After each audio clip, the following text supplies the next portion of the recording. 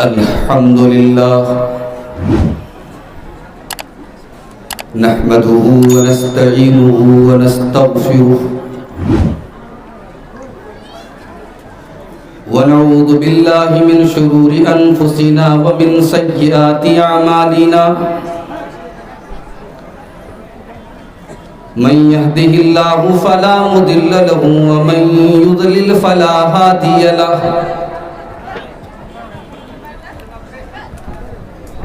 وأشهد أن لا إله إلا الله وحده لا شريك له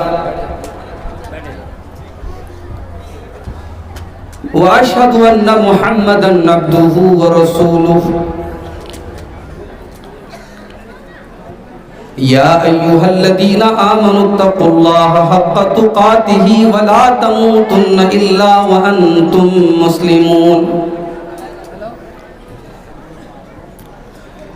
يا أيها الناس اتقوا ربكم الذي خلقكم من نفس واحدة وخلق منها زوجها وبث منهما رجالا كثيرا ونساء واتقوا الله الذي تساءلون به والأرحام إن الله كان عليكم رقيبا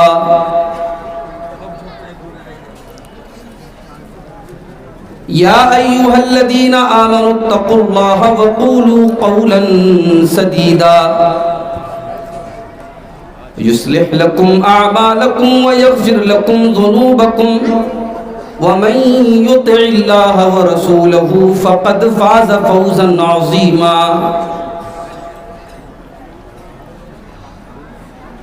أما بعد فإن خير الحديث كتاب الله وخير الهدي هدي محمد صلى الله عليه وسلم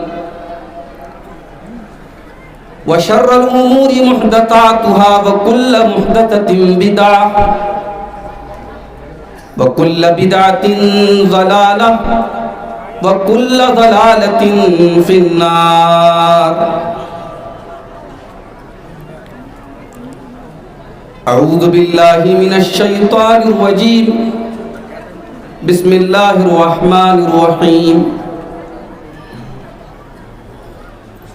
ألم تر كيف فعل ربك بعاد إرم ذات العماد التي لم يخلق مثلها في البلاد وثمود الذين جابوا الصخر بالواد وفرعون ذي الأوتاد الذين طغوا في البلاد فأكثروا فيها الفساد فصب عليهم ربك صوت عذاب إن ربك لبالمرصاد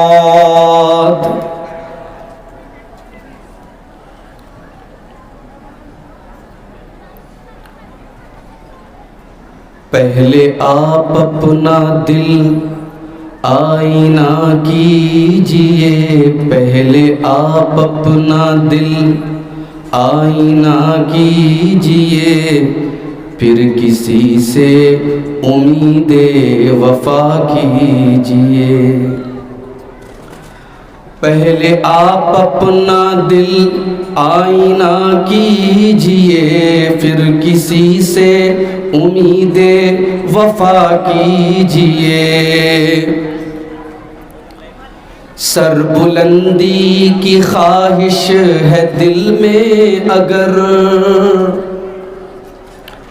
سر بلندی کی خواہش ہے دل میں اگر سر بلندی کی خواہش ہے دل میں اگر سر اٹھا کر نہ اتنا چلا کیجئے سر اٹھا کر نہ اتنا چلا کیجئے مسئلے خود بخود حل ہو ہی جائیں گے مسئلے خود بخود ہی حل ہو جائیں گے مسئلے خود بخود ہی حل ہو جائیں گے، اپنی اپنی حدوں میں رہا کیجئے، اپنی اپنی حدوں میں رہا کیجئے۔ اتنی سنجیدگی بھی مناسب نہیں، اتنی سنجیدگی بھی مناسب نہیں، گاہے گاہے میاں ہنس لیا کیجئے، گاہے گاہے میاں ہنس لیا کیجئے۔ پیکر مصلحت ہے ہر ایک آدمی، پیکر مصلحت ہے ہر ایک آدمی، پیکر مصلحت ہے ہر ایک آدمی، کس سے ملیے کسے رہنما کیجئے، کس سے ملیے کسے رہنما کیجئے، پہلے آپ اپنا دل آئینہ کیجئے، پھر کسی سے امید وفا کیجئے۔ صدر محترم، علماء کرام، محترم بزرگوں، نوجوان ساتھیوں، پردہ نشین ماں اور بہنوں، پیارے بچوں، ہرن پور پاکڑ کا یہ پروگرام بڑے اچھے طریقے سے، بڑے سکون سے چل رہا ہے، اور مجھے اس پروگرام کی آخری کڑی کے طور پر آپ کے سامنے حاضر کیا گیا ہے۔ میں نے آپ کے سامنے خطبہ مسنونہ کے بعد قرآن مجید کے 30ویں پارے کی کچھ آیتیں پڑھی ہیں سورۃ الفجر کی۔ ان آیتوں میں اللہ تعالیٰ نے دنیا کی کچھ ایسی قوموں کا ذکر کیا ہے جن کے اوپر اللہ کا عذاب آیا تھا۔ اللہ نے ان قوموں کی طاقت کا ذکر کیا ہے کہ وہ کتنی پاورفل تھی، کتنی طاقتور تھی، لیکن طاقتور ہونے کے باوجود جب ان قوموں نے اللہ تبارک و تعالیٰ کے احکام کی نافرمانی کی، اس کی شریعت کی نافرمانی کی، تو اللہ کے عذاب کا کوڑا برسا ان کے اوپر، اور دردناک عذاب ان قوموں کے اوپر آیا۔ آئیے ان آیتوں کا ترجمہ پہلے ہم دیکھ لیتے ہیں، پھر بات کو آگے بڑھاتے ہیں۔ قرآن کا 30واں پارہ، سورۃ الفجر کی آیاتیں، ہو سکتا ہے کہ آپ میں سے بہت سارے لوگوں کو یاد بھی ہوں یہ آیت۔ الم تر کیف فعل ربک بعاد، اے نبی کیا آپ نے اس قوم کو دیکھا جس قوم کو قوم عاد کہا جاتا ہے، کہ اللہ تعالیٰ نے اس قوم کے ساتھ کیا سلوک کیا۔ ارم ذات العماد، یہ جو قوم عاد تھی یہ بہت بڑے بڑے کھمبے والے مکان بناتی تھی، پہاڑوں کو کاٹ کاٹ کر کے مکان بناتی تھی۔ وَثَمُودَ الَّذِينَ جَابُوا الصَّخْرَ بِالْوَادِ، اور اے نبی کیا آپ نے دیکھا کہ قوم سمود کے ساتھ اللہ تعالیٰ نے کیا کیا، جو چٹانوں کو کاٹ کاٹ کر کے اپنے مکان بناتی تھی۔ یہ دو قومیں بڑی طاقتور تھی، قوم عاد اور قوم سمود۔ قوم عاد کی طرف اللہ تعالیٰ نے حضرت ہود علیہ السلام کو نبی بنا کر کے بھیجا، قوم سمود کی طرف حضرت صالح علیہ السلام کو نبی بنا کر کے بھیجا۔ اور یہ دونوں قومیں اتنی طاقتور تھیں کہ ان کو ناز تھا کہ ہم سے زیادہ طاقتور کوئی نہیں ہے۔ قوم عاد کے لوگ تو باقاعدہ کہتے تھے من اشد منا قوہ، ہم سے زیادہ طاقتور کون ہے، ہم سے زیادہ پاورفل کون ہے۔ قوم عاد کا ذکر اللہ نے کیا، قوم سمود کا ذکر اللہ نے کیا۔ اس کے بعد اللہ فرماتا ہے وَفِرْعَوْنَ ذِي الْأَوْتَادِ، اور اے نبی آپ کی رب نے فرعون کے ساتھ کیا سلوک کیا جو ذی الاوتاد تھا، جو بے قصور لوگوں کے ہاتھوں اور پیروں میں کیل ٹھکوا کر کے ان کو پھانسی پہ چڑھا دیتا تھا، جو لوگوں کے اوپر بڑا ظلم اور اتیاچار کرتا تھا، جو بہت بڑا ظالم تھا، بہت بڑا ظالم۔ الذین طغوا فی البلاد، قوم عاد نے، قوم سمود نے اور فرعون نے، ان سب لوگوں نے اللہ کی زمین کے اندر اللہ کے قانون کو توڑا، انہوں نے ظلم کیا، انہوں نے سرکشی کی، انہوں نے گناہ کیے، انہوں نے اللہ کو ناراض کیا۔ فَأَكْثَرُوا فِيهَا الْفَسَادَ، اور انہوں نے بہت زیادہ فساد مچایا۔ جب انہوں نے بہت زیادہ فساد مچایا، ان کا انجام کیا ہوا؟ فرمایا فَصَبَّ عَلَيْهِمْ رَبُّكَ سَوْطَ عَذَابٍ،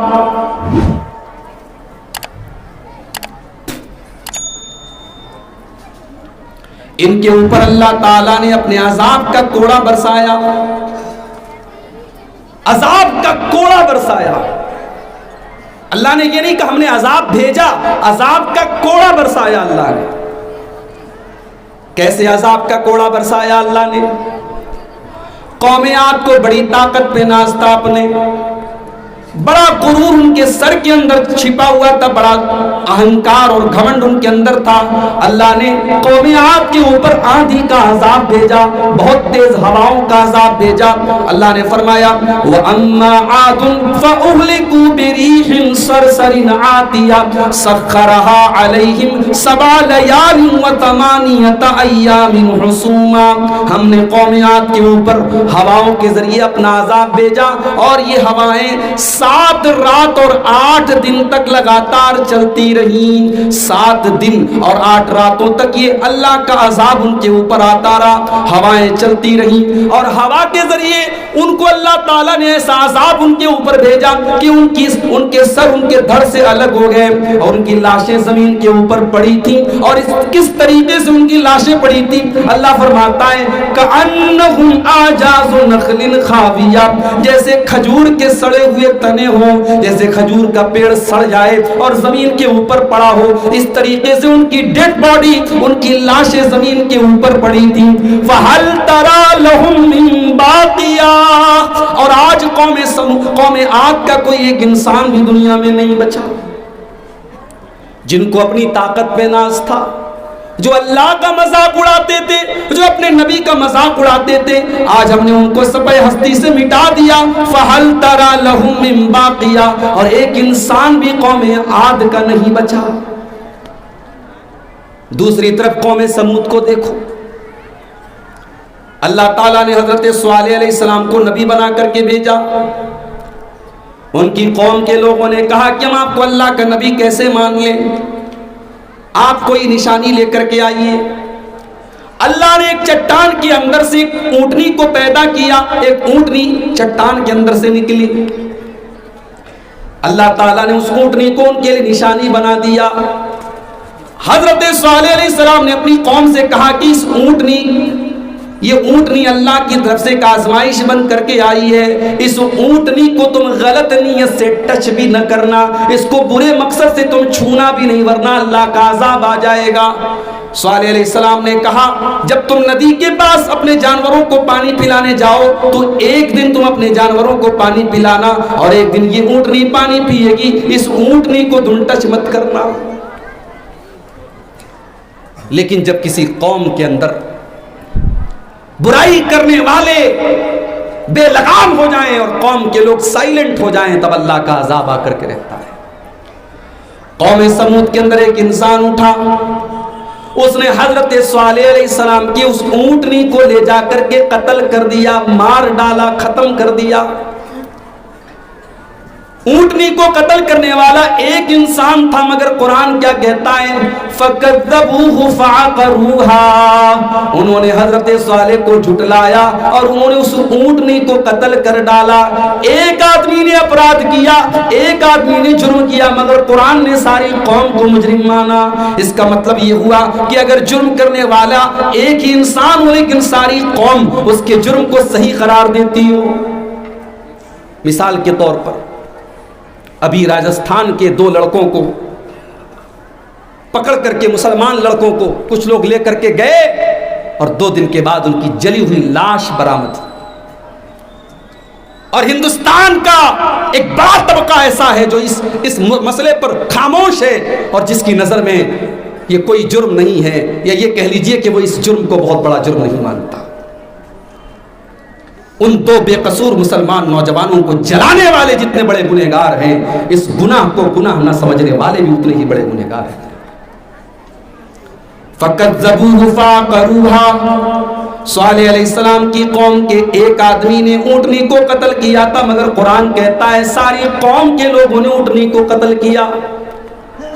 اور جب ان کے اوپر اللہ کا عذاب آیا، قرآن کہتا ہے وَأَمَّا ثَمُودُ فَأُهْلِكُوا بِالطَّاغِيَةِ، قوم سمود کے اوپر طوفان کے ذریعے اللہ کا عذاب آیا۔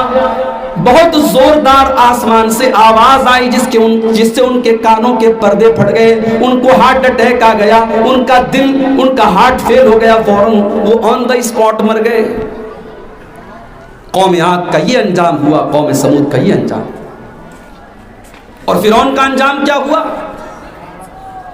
فرعون تو وہ تھا جو حضرت موسیٰ علیہ السلام کا مذاق اڑایا کرتا تھا اور کہتا تھا کہ اے موسیٰ، تجھے تو ڈھنگ سے بات کرنا بھی نہیں آتا، تیری زبان کے اندر لکنت پائی جاتی ہے، تو تتلا کر کے بولتا ہے، تو لڑکھڑا کر کے بولتا ہے، تیری آواز میں تو لکنت ہے۔ اے موسیٰ، جب تو ڈھنگ سے بول نہیں سکتا ہے تو اپنے آپ کو نبی کیسے کہتا ہے؟ اچھا، اللہ کی قدرت دیکھو۔ موسیٰ علیہ السلام کے بارے میں علماء نے لکھا ہے کہ بچپن میں ان کے ساتھ کوئی ایکسیڈنٹ ہو گیا تھا، کوئی حادثہ ہو گیا تھا اور ان کی زبان جل گئی تھی، اس لیے جب وہ بولتے تھے تو فلوئنسی نہیں تھی، ان کی آواز لڑکھڑا جاتی تھی، ان کی بولی بیچ میں رک جاتی تھی۔ اسی لیے موسیٰ علیہ السلام نے اللہ کی بارگاہ میں جب دعا کی تو اس دعا میں ایک لفظ انہوں نے یہ بھی کہا تھا، رب اشرح لی صدری ویسر لی امری واحلل عقدۃ من لسانی، اے اللہ تو میرے سینے کو کھول دے، اے اللہ میرے معاملے کو آسان کر دے، واحلل عقدۃ من لسانی، اور میری زبان کی گرے کو کھول دے، میری زبان کے اندر جو گرے تو اس کو کھول دے، یفقہوا قولی، تاکہ لوگ میری بات سمجھ سکیں۔ اس سے ایک سبق یہ بھی ملا کہ عالم کو چاہیے کہ وہ ایسے انداز میں بات کرے کہ سامنے والا بات سمجھے۔ اگر عالم ایسے انداز میں بات کر رہا ہے، مقرر ایسے انداز میں بات کر رہا ہے، وہ خود ہی بول رہا ہے، خود ہی سمجھ رہا ہے، تو یہ کوئی کمال کی بات نہیں ہے۔ آپ کی زبان اور آپ کی لینگویج ایسی ہو جو سب کو سمجھ میں آئے۔ یہ موسیٰ علیہ السلام نے دعا کی تھی کہ اللہ میری زبان کی گرے کو کھول دے تاکہ لوگ میری بات کو سمجھیں۔ اور یہیں پر ایک نکتہ یہ بھی ملا کہ جب موسیٰ علیہ السلام کو بولنے میں تکلیف ہو رہی تھی، ان کی آواز بہت کلیئر نہیں نکل پا رہی تھی، تو اللہ نے اپنے اس نبی کو معجزہ بھی دیا۔ تو کیا دیا؟ اللہ نے کلیم بنا لیا حضرت موسیٰ کو اور کلام کیا ان کے ساتھ۔ جس نبی کی زبان میں لکنت پائی جا رہی ہے، اللہ نے اس نبی کو یہ مقام دیا، وَكَلَّمَ اللَّهُ مُوسَىٰ تَكْلِيمًا، اللہ نے موسیٰ کو کلیم اللہ بنا دیا اور اللہ نے موسیٰ سے کلام فرمایا۔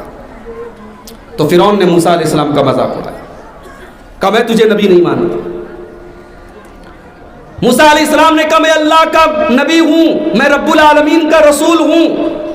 تو فرعون نے کہا کون ہے رب العالمین؟ آسمان میں رہتا ہے؟ اپنے درباریوں سے کہا کہ چلو ایک محل تیار کرو، ایک سیڑھی تیار کرو، ذرا میں بھی آسمان پر پہنچوں اور میں دیکھوں کہ موسیٰ کا رب کیسا ہے۔ فرعون نے موسیٰ علیہ السلام کا مذاق اڑایا، اللہ کا مذاق اڑایا۔ اتنا ہی نہیں، اس کو اس بات کے اوپر بھی ناز تھا کہ وہ مصر کا بادشاہ ہے اور مصر کے اندر ندیاں بہت ساری ہیں۔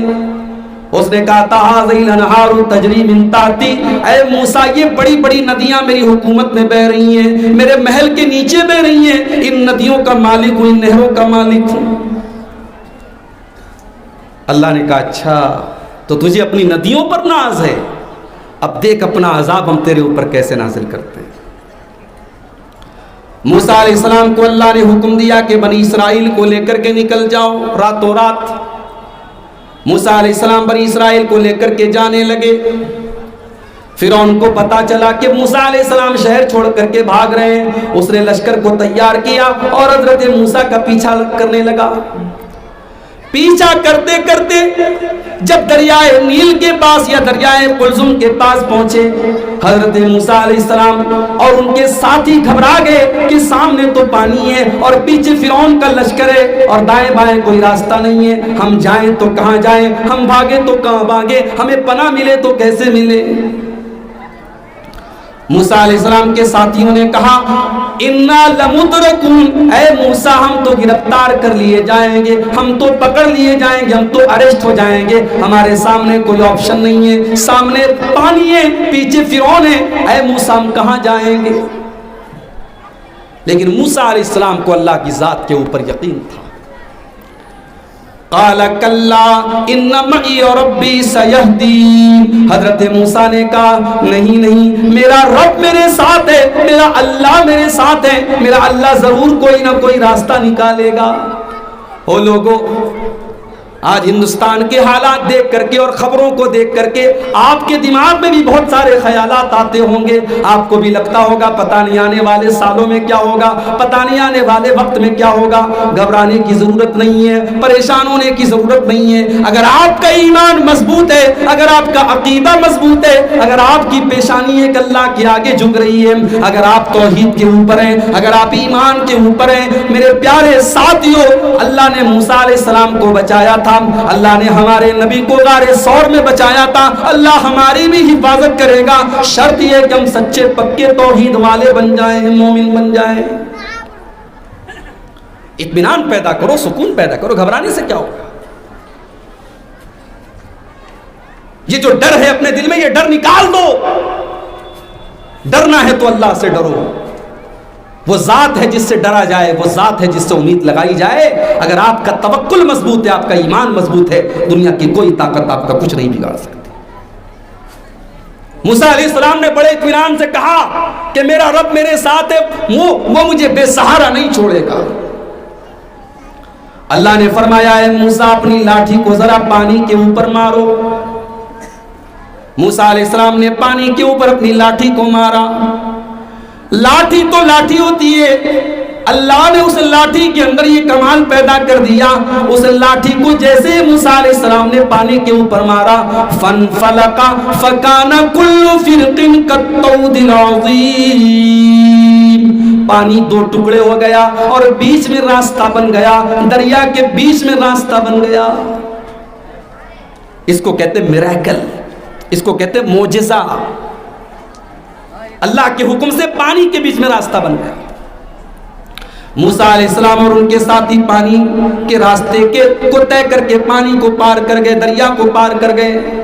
فرعون نے دیکھا کہ پانی کے بیچ میں راستہ بن گیا ہے، فرعون بھی اپنے لشکر کو لے کر کے پانی کے اندر چلا گیا، اس راستے کے اندر چلا گیا۔ جب موسیٰ علیہ السلام اس پار چلے گئے اور بنی اسرائیل اس پار چلے گئے، اللہ نے پانی کے دونوں پٹوں کو ملا دیا، پانی کے دونوں ٹکڑوں کو ملا دیا، پانی کے دونوں سروں کو ملا دیا، اور فرعون اور اس کے سارے ساتھی ڈوب گئے۔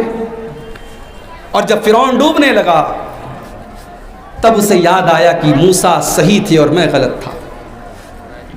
اس نے کہا آمنت بالذی آمنت بہ بنو اسرائیل، میں اس اللہ کے اوپر ایمان لا رہا ہوں جس کے اوپر بنی اسرائیل ایمان رکھتے ہیں، میں موسیٰ کے رب کے اوپر ایمان لاتا ہوں، میں ہارون کے رب کے اوپر ایمان لاتا ہوں۔ اللہ نے فرمایا الآن وقد عصیت من قبل، اے فرعون تو ساری زندگی تو اللہ کا انکار کرتا رہا، موسیٰ علیہ السلام کا انکار کرتا رہا، اور آج جب تیرے مرنے کا ٹائم آیا، جب موت تیری آنکھوں کے سامنے آ گئی تو ایمان لانے کی بات کر رہا ہے، آج تیرا ایمان معتبر نہیں ہے۔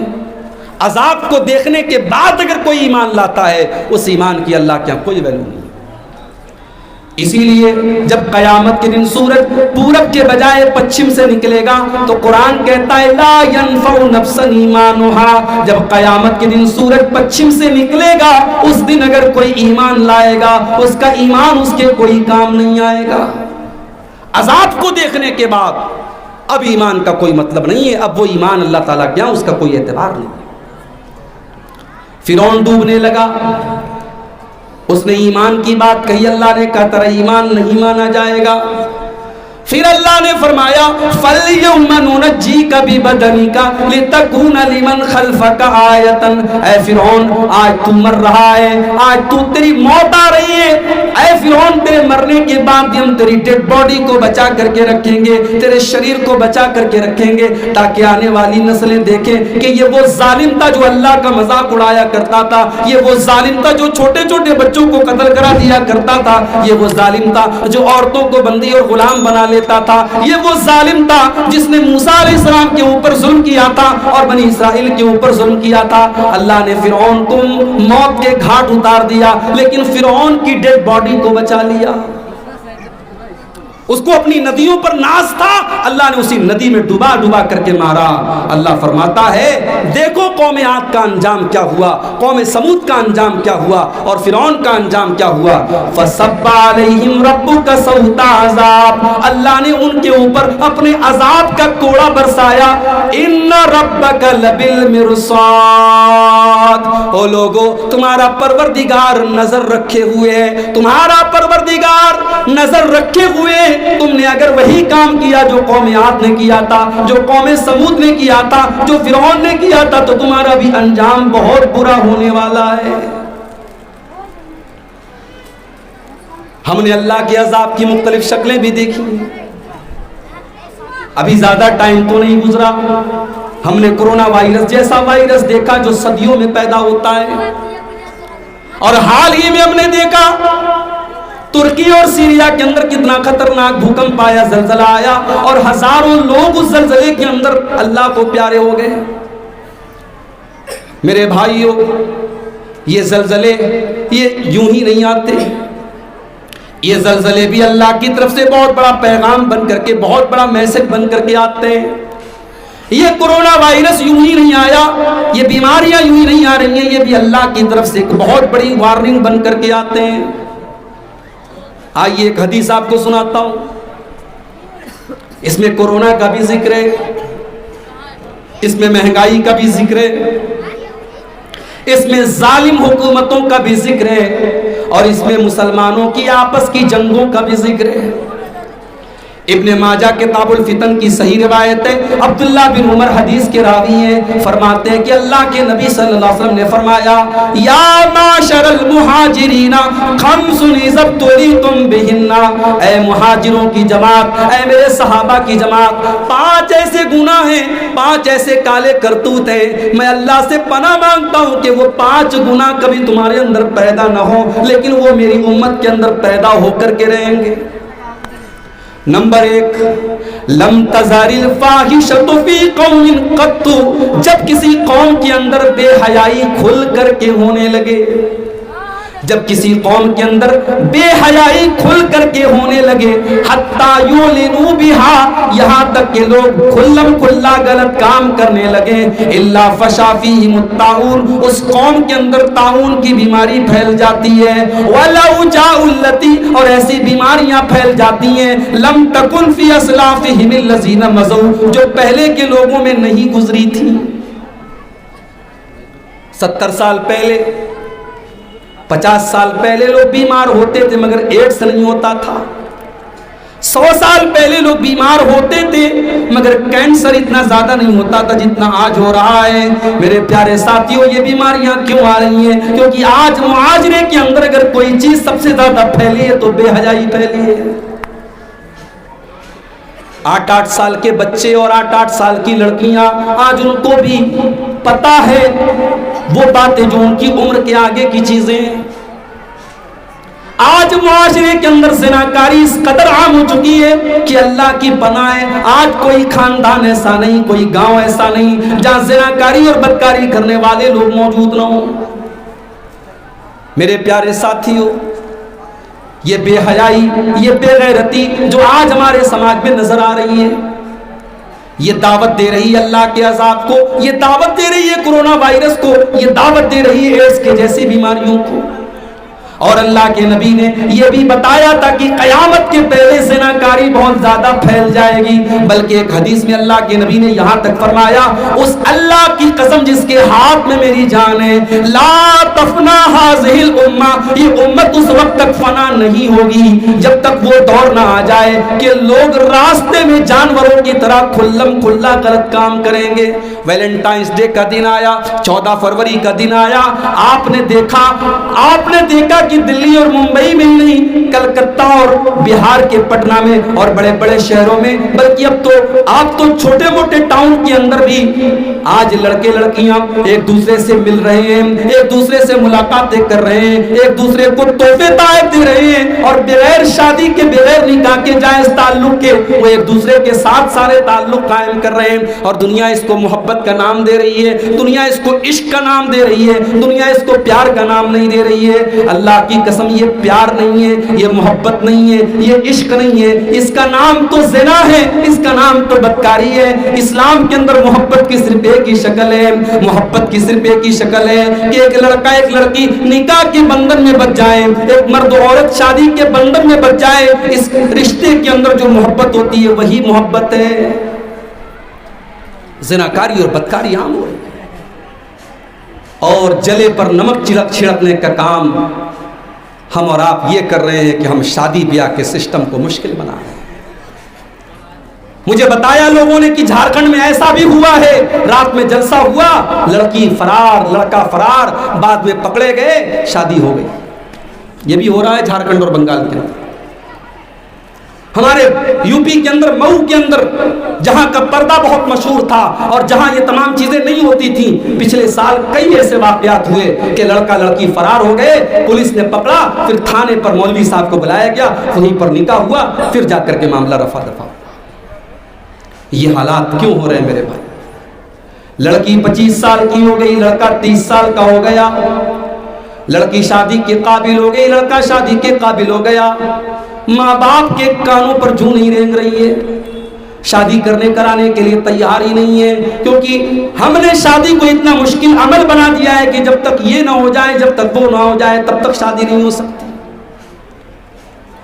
ہم لاکھ تقریریں کر لیں، ہم بڑی اچھی اچھی باتیں رات بھر بتا دیں، مگر ایک مرد اگر جوان ہوا ہے، ایک عورت اگر جوان ہوئی ہے، اور اس کو اگر پارٹنر کی ضرورت ہے، اس کو اگر شادی کی ضرورت ہے، تو وہ ضرورت شادی ہی کے ذریعے پوری ہو سکتی ہے، وہ تقریر کے ذریعے پوری نہیں ہو سکتی۔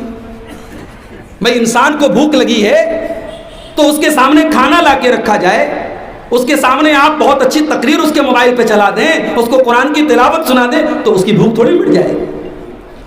ارے اسلام تو وہ دین ہے جو یہ کہتا ہے کہ اگر بھوک لگی ہے اور نماز کا ٹائم ہے اور دسترخوان پر کھانا لگ چکا ہے تو پہلے کھانا کھا لو، اس کے بعد نماز پڑھو، کیونکہ اگر بھوک لگی ہے اور آپ نماز پڑھنے جائیں گے تو آپ کا دماغ ڈائیورٹ ہوگا، آپ کا دماغ نماز کے بجائے کھانے کی طرف جائے گا۔ آج ہم نے اپنے جوانوں کو اس مصیبت میں ڈالا ہے۔ نبی کے دور میں، صحابہ کے دور میں 4 شادیاں لوگ عام طور سے کرتے تھے۔ اس زمانے میں نکاح آسان تھا اور زنا مشکل تھا۔ اگر کوئی زنا کر لیتا تھا، اگر شادی شدہ مرد زنا کر لیتا تھا تو اس کو سزائے موت دے دی جاتی تھی، اگر کنوارا زنا کرتا تھا پکڑا جاتا تھا اور 100 کوڑے مارے جاتے تھے، سزا دی جاتی تھی۔ 4 شادیوں کا سسٹم تھا، کوئی بارات کا چکر نہیں تھا، کوئی جہیز کا چکر نہیں تھا۔ ولیمہ کی طاقت ہے تو ولیمہ ہو رہا ہے، طاقت نہیں تو ولیمہ بھی کوئی فرض اور واجب نہیں ہے۔ چھوٹے موٹے میں شادی ہو گئی، آسانی سے نکاح ہو گیا، گھر بس گیا۔ اس دور میں زناکاری میرے بھائیوں کیسے ہو سکتی تھی؟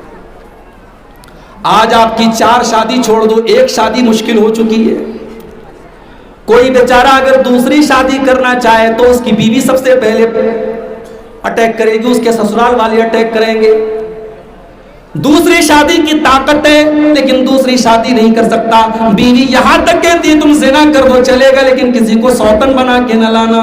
یہ ماحول بن چکا ہے۔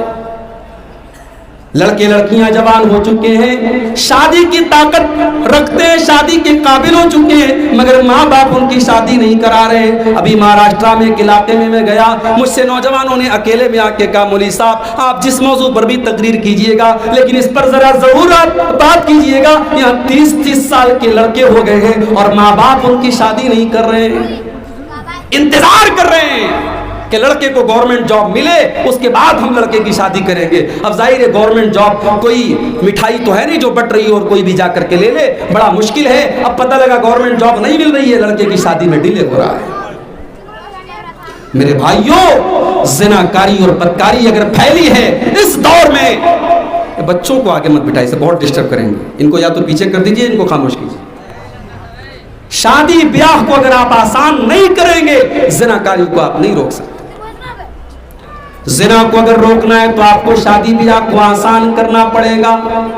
اللہ کے نبی فرماتے ہیں اذا خطب الیکم ممن ترضون دینہ وخلقہ فزوجوہ، جب تمہارے لڑکا یا لڑکی کے لیے کوئی اچھا رشتہ آ جائے، دیندار گھر کا رشتہ آ جائے تو تم جلدی سے نکاح کر دو۔ اگر تم ایسا نہیں کرو گے تکن فتنۃ فی الارض وفساد عریض، تو زمین کے اندر بہت زیادہ فتنہ پھیل جائے گا، فساد پھیل جائے گا۔ آج آپ دیکھیے شادی بیاہ میں ہمارے یہاں کیا کیا ہو رہا ہے، ناچ گانا بھی ہو رہا ہے۔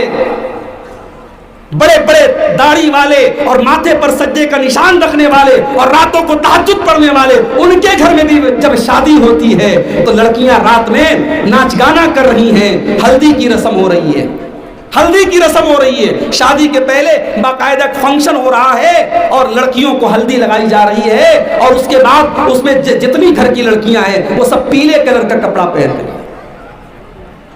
جائیے گوگل پہ چیک کیجئے یہ ہلدی کی رسم کہاں سے آئی۔ یہ ہلدی کی رسم یہ غیر مسلموں کی رسم ہے، یہ ان کے دھرم کی پرمپرا ہے، اسلام سے اس کا کوئی تعلق نہیں ہے۔ وہ اس لیے ہلدی لگاتے ہیں کیونکہ ان کے یہاں مانا جاتا ہے کہ ہلدی یہ اچھے شگن کی علامت ہے، یہ اچھی قسمت کی علامت ہے، اگر ہلدی لگائیں گے تو قسمت اچھی ہو۔ ہمارے یہاں ہلدی بھی ہو رہی ہے۔ پھر شادی کے موقع پر کتنی بے حیائی اور بے پردگی ہو رہی ہے۔ لڑکیوں کے اندر، عورتوں کے اندر کھانا چل رہا ہے اور جوان جوان لڑکے گھر کے، خاندان کے، محلے کے، وہ عورتوں میں کھانا سرو کر رہے۔ کیوں کر رہے ہیں بھائی، کیوں کر رہے ہیں؟ آپ نے شادی کے موقع پر جیسے اتنا ارینجمنٹ کیا ہے، گھر خاندان کی کچھ عورتوں کو آپ تعینات کر دیجئے کہ وہ کھانا سرو کریں گی۔ عورتوں کے اندر عورتیں کھانا سرو کریں گی، مردوں کے اندر مرد کھانا سرو کریں گے۔ ہم چاہیں تو بہت کچھ کر سکتے ہیں میرے بھائی، مگر ہم نے ان تمام چیزوں کو سماج کا حصہ بنا کے رکھ دیا ہے۔ مجھے کئی نوجوان ایسے میسج کرتے ہیں، کال کرتے ہیں، مولوی صاحب میں اپنے ماں باپ سے کہتا ہوں کہ میں بغیر جہیز کے شادی کروں گا، میرے ماں باپ کہتے ہیں ہم نے جہیز دیا ہے تو ہم لیں گے کیوں نہیں۔ دینا مجبوری ہو سکتی ہے، لینا مجبوری نہیں ہو سکتی میرے بھائی۔ آج کتنے نوجوان ایسے ہیں جو ان تمام رسموں سے نفرت کرتے ہیں، دور ہونا چاہتے ہیں، مگر وہاں ان کے ماں باپ ان کی راہ کے روڑے بن جاتے ہیں۔ سماج یوں ہی خراب نہیں ہوا ہے، سماج کے خراب ہونے کے پیچھے اگر یہ نوجوان ذمہ دار ہیں تو میری ماں اور بہنوں آپ بھی ذمہ دار ہیں، میرے بزرگوں آپ بھی ذمہ دار ہیں۔ نکاح کو آسان کرو۔ یہ وہ دور نہیں ہے جب قرآن پڑھ کر کے آپ کا بچہ زنا سے بچ جائے گا، عبدالغفار صاحب کی تقریریں سن کر کے وہ غلط کام سے بچ جائے گا۔ آج انٹرنیٹ ہے، موبائل ہے، لڑکیاں بے پردہ گھوم رہی ہیں۔ آج اس دور میں آپ نکاح کو اتنا آسان کر دیجئے کہ زنا کرنے والا 1000 بار سوچے، اور اگر آپ نے نہیں کیا تو اب اللہ کے نبی کی اس حدیث کو یاد کیجئے، جس قوم کے اندر بے حیائی پھیلے گی اس قوم کے اندر طاعون اور اس طریقے کی بیماریاں پھیلیں گی۔ رشتہ دیکھنے جا رہی ہیں، کیا دیکھ رہی ہیں عورتیں؟ رشتہ دیکھنے گئی، لڑکی بہت اچھی ہے، اچھے خاندان کی ہے، برہیٹ میں اس نے عالمہ کا کورس بھی کیا ہے، کھانا پکاتی ہے، سارے کام کرتی ہے، بہت اچھی ہے۔ رپورٹ لے کر کے آئی، گھر والوں نے پوچھا کیسا رشتہ تھا، لڑکی کیسی تھی؟ لڑکی بہت اچھی تھی، بس تھوڑا سا اس کا رنگ دبا ہوا تھا، تھوڑا سا رنگ دبا ہوا تھا، تھوڑی سی ہائٹ کم تھی۔ ان بنیادوں پر آج ہم رشتوں کو ریجیکٹ کر رہے ہیں۔ کہاں گئی دینداری؟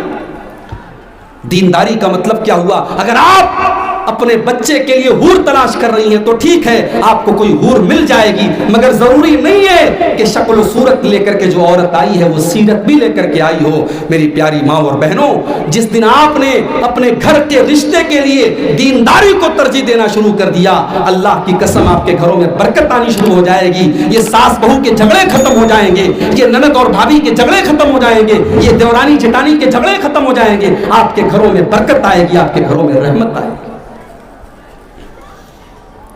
اللہ کے نبی فرما رہے ہیں لم تزال الفاحشۃ فی قوم قط حتی یعلنوا بها، جب کسی قوم کے اندر بے حیائی اور زناکاری پھیل جاتی ہے، اس قوم کے اندر طرح طرح کی بیماریاں پھیل جاتی ہیں۔ یہ تو ایک چیز ہو گئی۔ دوسری چیز ولم ينقصوا المكيال والميزان، اور جب کسی قوم کے اندر ناپ تول میں کمی آنے لگتی ہے، جب کاروبار میں چوری ہونے لگتی ہے۔ میں یہ بھی ترجمہ کر سکتا ہوں، میں اس حدیث کا یہ مطلب بھی بیان کر سکتا ہوں، جب کسی قوم کے اندر بندھن بینک کے ذریعے لون لیا جانے لگتا ہے، جب کسی گاؤں کے اندر لوگ لاٹری کھیلنے لگتے ہیں، جب پے ٹی ایم کے ذریعے جوا کھیلا جانے لگتا ہے، جب موبائل کے ذریعے جوا کھیلا جانے لگتا ہے، جس قوم کے اندر جوا اور لاٹری کے ذریعے لوگ راتوں رات امیر بننے کا سپنا دیکھنے لگتے ہیں، اس قوم کا حال کیا ہوتا ہے؟ اللہ کے نبی فرماتے الا اخذوا بالسنین وشدۃ المؤونۃ وجور السلطان علیہم، اس قوم کی معیشت کو اللہ برباد کر دیتا ہے۔ حکومتیں تو آتی جاتی رہیں گی میرے بھائی، کبھی جے ایم ایم کی حکومت آئی، کبھی بی جے پی کی آ گئی، کبھی کانگریس کی آ جائے گی، حکومتوں کی اپنی پالیسی ہے، مگر کبھی آپ غور کیجئے جھارکھنڈ جیسا اسٹیٹ جہاں اللہ نے قدرتی خزانے دیے ہیں، آج اس علاقے میں اگر لوگ بے روزگار ہیں اور ہم اور آپ اگر آج روزی روٹی کے لیے پریشان ہیں، اور جھارکھنڈ کا آدمی جا کر کے مہاراشٹر میں نوکری کر رہا ہے اور گجرات میں جا کر کے نوکری کر رہا ہے، تو کہیں نہ کہیں ہم اور آپ اس کے ذمہ دار ہیں۔ اللہ کے نبی فرماتے ہیں جب آپ کے اندر بے ایمانی آ جائے گی، جب ناپ تول میں کمی آ جائے گی، تو آپ کی معیشت، آپ کی اکانومی برباد ہو جائے گی، آپ کا کاروبار برباد ہو جائے گا، آپ کی اقتصادی حالت خراب ہو جائے گی، ارتھ ویوستھا تباہ ہو جائے گی۔ وجور السلطان علیہم، اور ظالم حکومتیں آپ کے اوپر آ جائیں گی جو آپ کی جان اور مال اور عزت و آبرو کے اوپر حملہ کریں گی، ظالم حکومتیں آپ کے اوپر آ جائیں گی۔ میرے نوجوان ساتھیوں، اسلام آپ کو پیسہ کمانے سے منع نہیں کرتا، اسلام تو آپ کو حکم دیتا ہے خوب پیسہ کماؤ۔ ابھی ایک صاحب سے ملاقات ہوئی، مولوی ہیں، ہمارے مئو سے فارغ ہیں، جامعہ فیض عام سے، انہوں نے کہا مولوی صاحب میں ہارڈ ویئر کی دکان کر رہا ہوں، میں نے دل سے دعا دی اللہ آپ کے کاروبار میں اور برکت دے، آپ کے کاروبار کے لیے میں دعا کر رہا ہوں اللہ اور برکت دے، اگر آپ سرکاری نوکری میں اللہ آپ کی نوکری میں کو قائم رکھے، اللہ آپ کو اور پیسہ دے۔ پیسہ کمانا منع نہیں ہے، نوکری کرنا منع نہیں ہے، مگر میرے پیارے ساتھیوں حلال و حرام کو ہمیشہ اپنے سامنے رکھو۔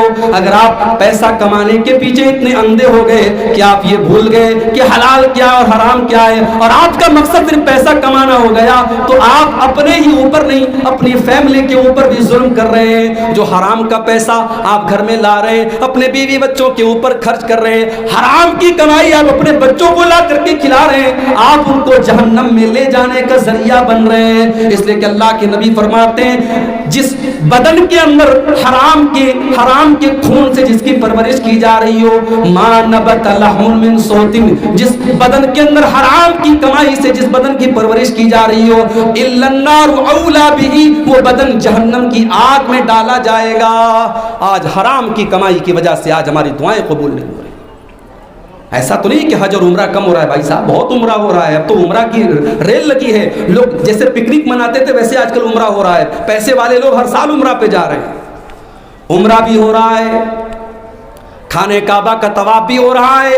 پہلے تو چھوٹا طواف ہوتا تھا، اب تو خانے کعبہ کا طواف بھی بہت لمبا ہو رہا ہے، بڑی دیر دیر تک دعائیں ہو رہی ہیں، مگر دعاؤں کے اندر اثر کیوں نہیں ہو رہا ہے؟ ہماری دعائیں کیوں قبول نہیں ہو رہی ہیں؟ آؤ اپنے نبی سے سوال کرتے ہیں۔ اللہ کے نبی فرماتے ہیں انسان جتنی بھی لمبی دعا کر لے، لمبا سفر کر لے اور خانے کعبہ کا گلاف پکڑ کر کے دعا کر لے، لیکن اگر اس کا وَمَطْعَمُهُ حرام وَمَشْرَبُهُ حرام وَمَلْبَسُهُ حرام وَغُذِّيَ بالحرام، اگر اس کا کھانا حرام کمائی کا ہے، اس کا پانی حرام کمائی کا ہے، اس کا کپڑا حرام کمائی کا ہے، تو اس کی دعا کہاں سے قبول ہوگی؟ حلال کے اندر برکت ہے میرے بھائی، حلال کے اندر برکت ہے۔ ترکی کے اندر اتنا بڑا زلزلہ آیا، لاکھوں کروڑوں کی بلڈنگیں تباہ ہو گئیں، مگر آپ کو میں یہ نیوز بتا رہا ہوں، اس کو نوٹ کر لیجئے۔ ترکی کے اندر ایک بلڈر ہے جس کا نام رائدن ہے، مسلمان ہے وہ بلڈر، اس کی بنائی ہوئی کوئی بلڈنگ زلزلے میں تباہ نہیں ہوئی، اس کی بنائی ہوئی کوئی بلڈنگ زلزلے میں ختم نہیں ہوئی۔ پریس والوں نے پوچھا رائیدن صاحب آپ نے کیسے بلڈنگ بنائی تھی؟ پورے شہر کی بلڈنگیں تباہ ہو گئی، آپ کی کوئی بلڈنگ تباہ نہیں ہوئی۔ اس نے کہا او لوگو، میں نے جتنی بلڈنگیں بنوائی ہیں مجھے پتا تھا کہ میرے ملک میں زلزلہ بھی آ سکتا ہے، میں نے بلڈنگ کو بنانے کے پہلے پلان کیا، میں نے میٹیریل اچھا لگایا، میں نے زلزلے سے بچنے کے لائق جو ٹیکنالوجی تھی میں نے سب استعمال کی، اور میں نے اپنی بلڈنگ میں اور اپنے میٹیریل میں ایک پیسہ بھی حرام کمائی کا استعمال نہیں کیا۔ حلال کی برکت دیکھو میرے بھائی، حلال کی برکت دیکھو۔ اللہ نے اس رائیدن نام کے بلڈر کی تمام بلڈنگوں کو محفوظ رکھا۔ اس نے کہا میرے باپ کی وصیت تھی کہ بیٹا 10 روپیہ تم 100 روپے کا منافع اگر ایک طرف حرام کا ہو اور 10 روپیہ حلال کا ہو، تم 10 روپے پر اکتفا کر لینا، مگر حرام سے اپنے آپ کو بچنا۔ اس حلال کی برکت ہے کہ آج میری بنائی ہوئی بلڈنگوں کو اللہ نے بچا کر کے رکھا ہے۔ آج ہم نے سمجھا کہ ہم سود اور بیاج کا لین دین کریں گے تو ہمارے پاس پیسہ زیادہ ہو جائے گا۔ نہیں، یمحق اللہ الربا ویربی الصدقات۔ تمہیں یہ لگ رہا ہے تم نے 1000 روپے میں 100 روپیہ بیاج کے ذریعے کما لیا، لیکن تم نے 100 روپیہ کمایا ضرور ہے، مگر وہ 100 روپیہ دوسرے راستے سے 1000 روپے کا تمہارا نقصان کرائے گا۔ اللہ سود کو مٹاتا ہے۔ وَيُرْبِ الصَّدَقَاتِ، تم نے مدرسے میں صدقہ دیا، تم نے دان دیا، تم نے چندہ دیا، تمہیں لگا ہم نے 1000 روپے کا چندہ دے دیا، ہمارے پیسے میں سے 1000 روپے کم ہو گئے، ایسا لگ رہا ہے پیسہ کم ہو رہا ہے، لیکن اللہ صدقہ اور خیرات کے اندر برکت دیتا ہے، اللہ اس کو بڑھاتا ہے، اور سود اور بیاج کو اللہ مٹاتا ہے میرے پیارے بھائیوں۔ اس لیے حلال کے پیچھے بھاگو، حرام کے پیچھے مت بھاگو۔ اور اللہ کی قسم جب آپ حلال کے پیچھے بھاگیں گے اللہ اتنا حلال آپ کو دے گا کہ آپ کو حرام کی ضرورت بھی نہیں پڑے گی۔ بڑی اچھی دعا اللہ کے پیارے نبی نے حضرت علی کو سکھائی تھی، ہو سکے تو اس دعا کو یاد کر لینا۔ اللہ کے نبی فرماتے ہیں اے علی اگر اس دعا کو تم پڑھ دو اور تمہارے اوپر اگر قرضہ ہوگا پہاڑ کے برابر بھی قرضہ ہوگا، اللہ قرضے کی ادائیگی کی کوئی صورت نکال دے گا۔ کیا دعا ہے؟ اللہم اکفنی بحلالک عن حرامک واغننی بفضلک عمن سواک کا۔ اے اللہ اتنا حلال دے دے کہ مجھے حرام کی ضرورت نہ پڑے، اے اللہ تو حلال کے ذریعے میرے لیے کافی ہو جا، اے اللہ مجھے حرام کی ضرورت نہ پڑے۔ وَأَغْنِنِي بِفَضْلِكَ عَمَّنْ سِوَاكَ، اور اے اللہ تو اپنے فضل و کرم سے مجھے دوسروں کا محتاج نہ بنانا، اے اللہ تو صرف اور صرف اپنا محتاج بنانا۔ بڑی پیاری دعا ہے۔ حلال کے ذریعے میرے بھائیوں اللہ آپ کو کافی کر دے گا، لیکن ہاں خودداری کو ہمیشہ قائم رکھنا، عزت نفس کا سودا مت کرنا، خودداری کا سودا مت کرنا، کسی کے سامنے ذلیل مت ہونا۔ ہمارے پاس ایسے بھی نوجوانوں کا فون آتا ہے، مولوی صاحب بہت دنوں سے پڑھائی کمپلیٹ کر لی، نوکری نہیں مل رہی ہے، نوکری مل رہی ہے بینک میں، نوکری مل رہی ہے انشورنس سیکٹر میں، اور آپ لوگ کہتے ہیں بینک میں نوکری نہیں کرنا چاہیے، انشورنس میں نوکری نہیں کرنا چاہیے۔ ماں باپ مجھے ٹارچر کر رہے ہیں کہ تو جوان ہو گیا، 30 سال کا ہو گیا، پڑھائی لکھائی کمپلیٹ کر لی، تو کوئی جاب کیوں نہیں کرتا؟ ایسے نوجوانوں کا جب فون آتا ہے دل میں تکلیف ہوتی ہے میرے بھائی، مگر ظاہر ہے کہ آپ کی مجبوری سے حالات سے مسئلہ نہیں بدلے گا۔ میں یہی ان کو مسئلہ بتاتا ہوں کہ آپ تلاش کیجئے، آپ کوئی معمولی تنخواہ میں کام کیجئے، شروعات کیجئے۔ اگر آپ کے گھر سے پریشر بن رہا ہے لیکن آپ بینک میں جاب مت کیجئے، کوئی حرام نوکری مت کیجئے، حلال کام کیجئے، اللہ برکت دے گا۔ اور پھر ایسا بھی ہم نے دیکھا ہے کہ شروعات جس نے حلال کے ذریعے تھوڑی سی کی، اللہ نے بعد میں اس کو بہت برکت دی۔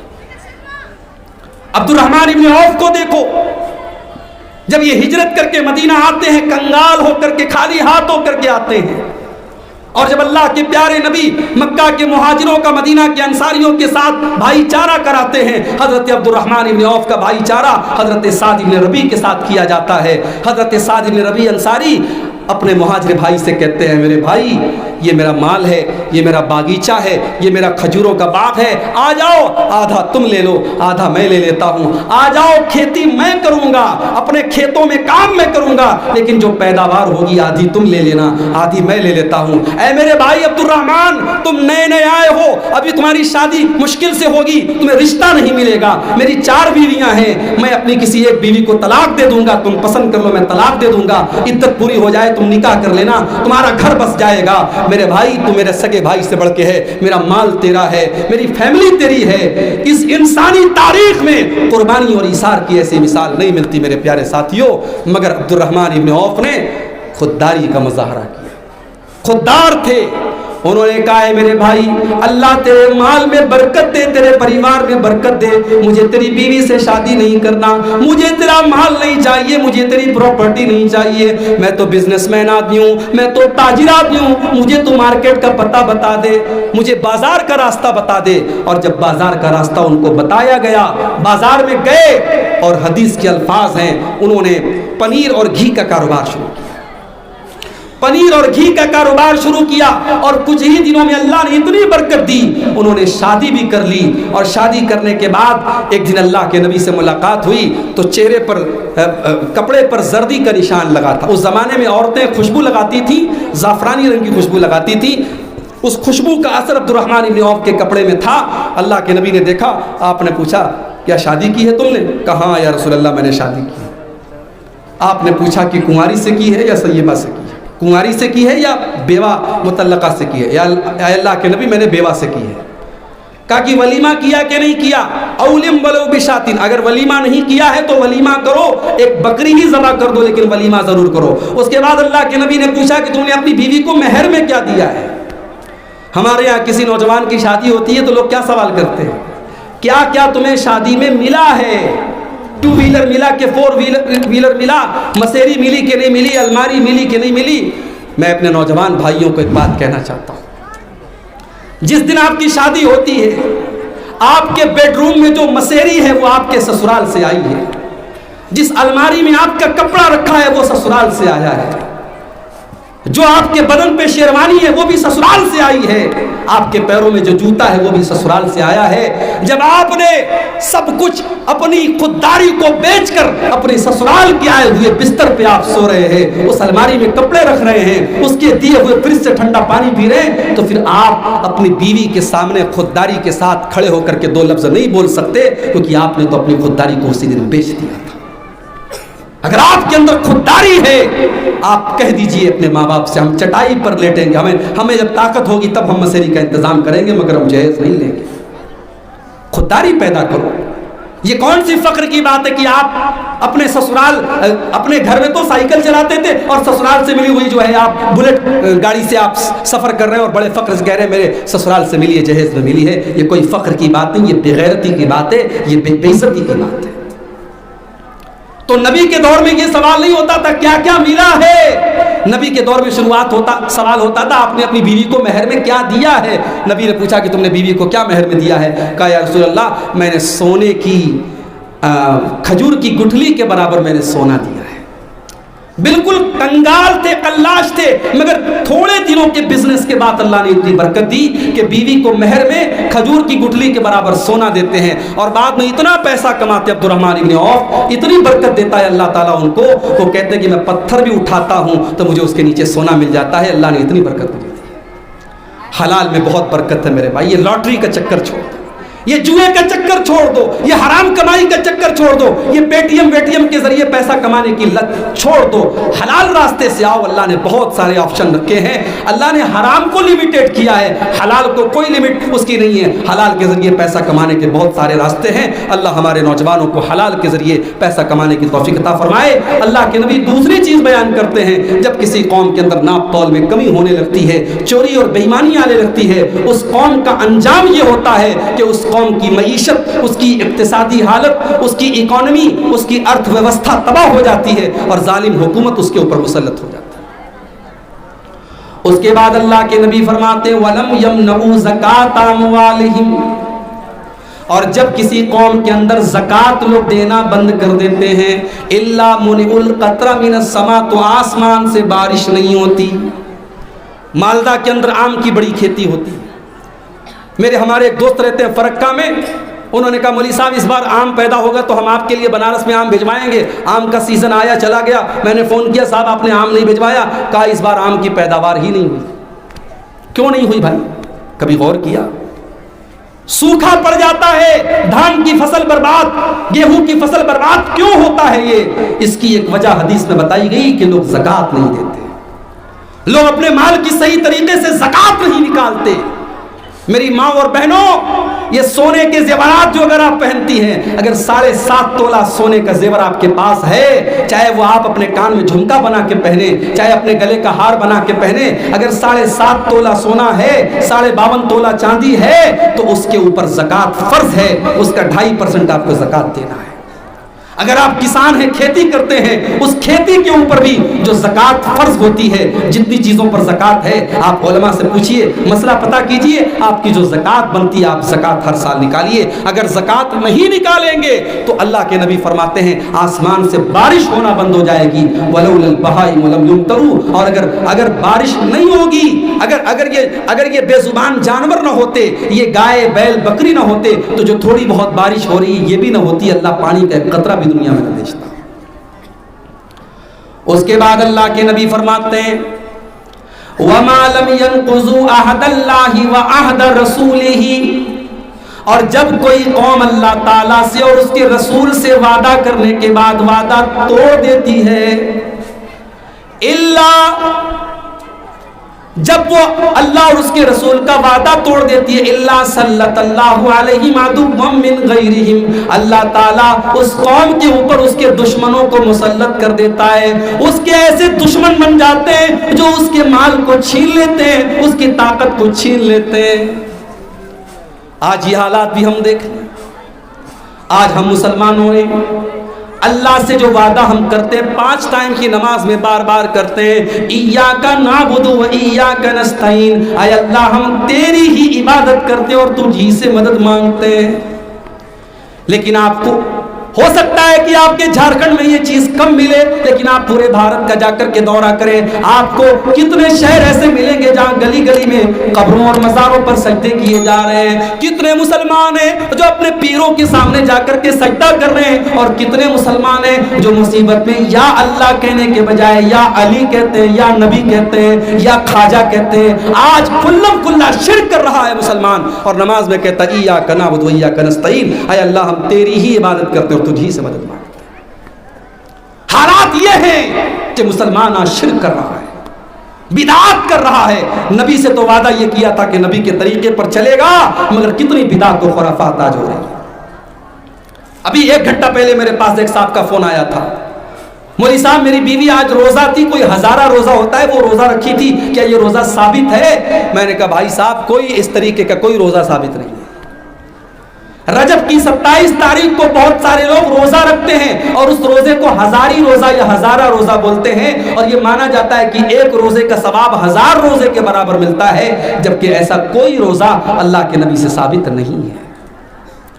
کتنی ایسی نمازیں پڑھی جاتی ہیں، کتنے ایسے کام کیے جاتے ہیں جس کا نبی سے کوئی ثبوت نہیں، صحابہ سے کوئی ثبوت نہیں، لیکن آج مسلمان کر رہا ہے.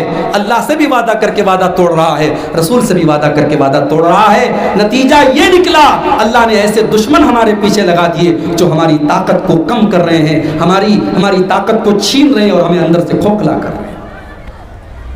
اور 5ویں چیز وَمَا لَمْ تَحْكُمْ أَئِمَّتُهُمْ بِكِتَابِ اللَّهِ وَيَتَخَيَّرُوا مِمَّا أَنزَلَ اللَّهُ.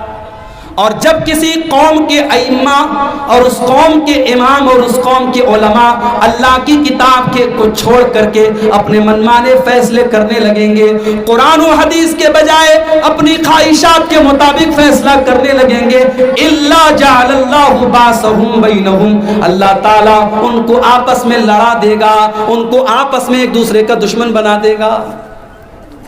گاؤں میں آج کل یہ بھی ہوتا ہے. ہمارے یہاں بہت سارے لوگوں کے درمیان فیصلہ کرنے کے لیے پنچ بنایا جاتا ہے. پنچ کا کام ہوتا ہے صحیح فیصلہ کرنا، قرآن و حدیث کے مطابق فیصلہ کرنا. مگر پنچ کیا کرتا ہے؟ جا کر کے جدھر کی پارٹی سے اس کو بینیفٹ ہو رہا ہے، فائدہ ہو رہا ہے، اس کے مطابق وہ فیصلہ کر دیتا ہے. کتنے علماء ہیں، کتنے مفتی ہیں، فتویٰ پوچھا جا رہا ہے، ان کو معلوم ہے کہ قرآن کا یہ فتویٰ ہے، حدیث کا یہ فتویٰ ہے، مگر وہ فتویٰ اپنے من مرضی کا دیتے ہیں، اپنی خواہشات کے مطابق دیتے ہیں. اللہ کے نبی فرماتے ہیں جب یہ حالات پیدا ہو جائیں تب سمجھ جاؤ اس قوم کو اللہ تعالیٰ آپس میں لڑا دے گا. اور آج یہ قوم آپس میں لڑ رہی ہے، کہیں ذات اور برادری کے نام پہ لڑ رہی ہے. بہار کے ایک علاقے میں انصاری اور شیخ دونوں کا الگ الگ گاؤں ہے، اور گاؤں کا جو راستہ ہے، راستے کے بیچ میں دیوار کھڑی ہے، یہ انصاریوں کا راستہ ہے، یہ شیخ کا راستہ ہے، شیخ کے راستے سے انصاری نہیں جائے گا، انصاری کے راستے سے شیخ نہیں جائے گا۔ ہم بھارت میں کیا اسلام کی تبلیغ کریں گے؟ ہم اپنے غیر مسلم بھائیوں کو کیا جات پات کے بارے میں بتائیں گے؟ اس سے بڑھ کر کے جات پات تو ہمارے یہاں ہے۔ یہ صاحب ہمیں اپنی برادری کے اوپر ناز ہے، ہم انصاری ہیں تو ہم شیخ سے بہتر ہیں، ہم شیخ ہیں تو ہم انصاری سے بہتر ہیں، یہ سوچ ہے ہماری، یہ مینٹلٹی ہماری ہے، تو ہم اسلام کی کیا تبلیغ کریں گے میرے پیارے ساتھی؟ اور مسلک کے نام پر کوئی اتنی نفرت ہے، ایک مسلک کے مسجد میں دوسرے مسلک کا مسلمان نماز پڑھنے کے لیے چلا گیا، اس کو پکڑ کے مارا گیا اور مسجد دھلوائی گئی، اور آئندہ یہ وعدہ لیا گیا کہ تم آئندہ ہماری مسجد میں نہیں آؤ۔ گجرات کے احمد آباد شہر میں ایک مسجد کے باہر بورڈ لگا ہے، یہ مسجد فلاں فلاں مسلک کی ہے، اس میں فلاں مسلک کے لوگ نہ آئیں، اگر آئیں گے تو بڑی سخت کارروائی کی جائے گی۔ یہ حالات ہیں میرے پیارے ساتھیوں۔ اللہ کے نبی نے تو یہ سبق دیا تھا، حق المسلم علی المسلم ست، مسلمان کا مسلمان کے اوپر 6 حق ہے۔ اذا لقیتہ فسلم علیہ، جب تم اپنے مسلمان بھائی سے ملاقات کرو تو اس کو سلام کرو۔ پہلا کام سلام کرو۔ میں انصاری ہوں، کوئی شیخ مل رہا ہے لیکن ہمارا مسلمان بھائی ہے، تب بھی سلام کرنا ہے۔ میں اردو جانتا ہوں، بنگال میں آیا بنگلہ بولنے والا جو بنگلہ میں بات کرتا ہے، کیمون آچھن کوتھائے جابن، جو بنگلہ بول رہا ہے اس سے بھی میں سلام کر کے اس سے بات کروں گا۔ سلام میری گریٹنگ سلام ہے، میری پہچان سلام ہے۔ میں اس سے یہ نہیں پوچھوں گا بھائی تو بنگلہ جانتا ہے، میں تو اردو بولنے والا ہوں، میں تجھے سلام نہیں کروں گا۔ سلام کرنا ہے، آپ مسلمان بھائی یہ سلام کرنا ہے۔ آپ انڈیا کے ہیں، افریقہ چلے گئے، کالا ہے، رنگ الگ ہے آپ سے، اس کی شکل الگ ہے، مگر مسلمان ملا ہے، السلام علیکم کہہ کر کے سلام کریں۔ یہ پہلا حق ہے مسلمان کا، مسلمان۔ وَإِذَا دَعَاكَ فَأَجِبْهُ، اور جب بھی آپ کا مسلمان بھائی دعوت دے آپ دعوت قبول کریں۔ شرط یہ ہے کہ دعوت صحیح ہو، عقیقہ کی دعوت ہو، ولیمہ کی دعوت ہو، کوئی اچھی چیز کی دعوت ہو۔ اگر ناجائز چیز کی دعوت ہے، ایک صاحب سوال کرنے لگے برتھ ڈے پارٹی میں دعوت ملے تو کیا کریں؟ سوال آتا ہے بھائی، برتھ ڈے ہو رہا ہے، اینیورسری منائی جا رہی ہے، شادی کی سالگرہ منائی جا رہی ہے، مولوی صاحب دعوت ملی ہے کیا کروں؟ پہلے تو میں سالگرہ منانے والوں سے کہوں گا کہ بھائی صاحب، شوہر وہ نہیں ہے جو سال میں ایک دن اپنی بیوی کو گفٹ دے، شوہر تو وہ ہے جو روزانہ اپنی بیوی کو گفٹ دے۔ جو اسلام کا ماننے والا ہے اس کا ہر دن سالگرہ ہے، اس کا ہر دن اینیورسری ہے، وہ اپنی بیوی کو کیک کھلانے کے لیے شادی کے دن کا انتظار نہیں کرتا ہے، بیوی کا جب جی چاہا، شوہر کا جب جی چاہا، کیک کھا لیا، کیک کھلا دیا۔ یہ ڈھکوسلے، یہ ڈے منانے والے ڈھکوسلے اسلام میں نہیں ہیں۔ یہ برتھ ڈے، یہ اینیورسری ڈے، یہ فادر ڈے، یہ مدر ڈے، یہ اسلام کے کلچر نہیں ہے میرے بھائی۔ اسلام کا کلچر تو یہ ہے کہ ماں کا روزانہ احترام کرو، باپ کا روزانہ احترام کرو۔ دعوت دے آپ کا مسلمان بھائی، اور دعوت اگر صحیح چیز کی دے رہا ہے آپ دعوت قبول کیجیے۔ اور تیسرا حق یہ ہے، اللہ کے نبی فرماتے وَإِذَا اسْتَنصَحَكَ فَانصَحْ لَهُ، اگر آپ کا مسلمان بھائی آپ سے مشورہ مانگے تو صحیح مشورہ دو۔ رشتہ کر رہا ہے وہ آپ کے گاؤں میں، مجلہ ڈی کا کوئی آدمی ہے، ہرن پور میں آیا، رشتہ کر رہا ہے، آپ کے پڑوسی کے گھر میں رشتہ لگا رہا ہے، آپ سے پوچھا بھائی صاحب اس گھر میں رشتہ کرنا چاہتا ہوں، کیسے لوگ ہیں؟ اب آپ سوچ رہے یار اگر میں نے غلط بول دیا، ہمارے پڑوسی ہیں، بات خراب ہو جائے گی، حالانکہ آپ کو پتا ہے غلط لوگ ہیں۔ اگر اس نے آپ سے رائے مانگی ہے تو آپ خیر خواہی کا تقاضا یہ ہے کہ اس کو ایکیوریٹ بات بتائیں، اس کو صحیح بات بتائیں۔ رشتہ ناتا کرنا ہے، ساری زندگی کا معاملہ ہے، اگر واقعی میں وہ رشتہ کرنے کے قابل وہ آدمی نہیں ہے تو آپ صحیح بات اس کو بتائیں۔ اور اگر وہ کسی ایسی جگہ رشتہ کر رہا ہے جو آپ کا دشمن ہے لیکن آدمی صحیح ہے، تو آپ سے اگر وہ رائے مانگ رہا ہے تو آپ یہ مت کہیے کہ صاحب میرا دشمن ہے اس لیے تم رشتہ مت کرو۔ اگر آدمی صحیح ہے تو آپ خیر خواہی کا تقاضا، یہ وہ آپ سے رائے مانگ رہا ہے، آپ کو دیکھو بھائی میرا اس سے اختلاف ہے، میرا اس سے 36 کا آنکڑا ہے لیکن آدمی صحیح ہے، تم شادی کر سکتے ہیں، یہ ہے خیر خواہی۔ وَإِذَا اسْتَنصَحَكَ فَانصَحْ لَهُ، مسلمان کا مسلمان پر یہ حق ہے کہ جب وہ آپ سے مشورہ مانگے تو صحیح مشورہ دے۔ اور چوتھا حق وَإِذَا عَطِسَ فَحَمِدَ فَشَمِّتُ، آپ کا مسلمان بھائی اگر چھینک رہا ہے اور الحمدللہ کہہ رہا ہے تو آپ جواب میں یرحمک اللہ کہیے۔ اور پانچواں حق وَإِذَا مَرِضَ فَعُودُوا، جب مسلمان بھائی آپ کا بیمار پڑ جائے تو آپ اس کی عیادت کیجئے، اس کی خبرگیری کیجئے۔ اور چھٹا حق وَإِذَا مَاتَ فَاتَّبِعُوهُ، جب مسلمان کا انتقال ہو جائے تو جنازے میں شامل ہوئیے۔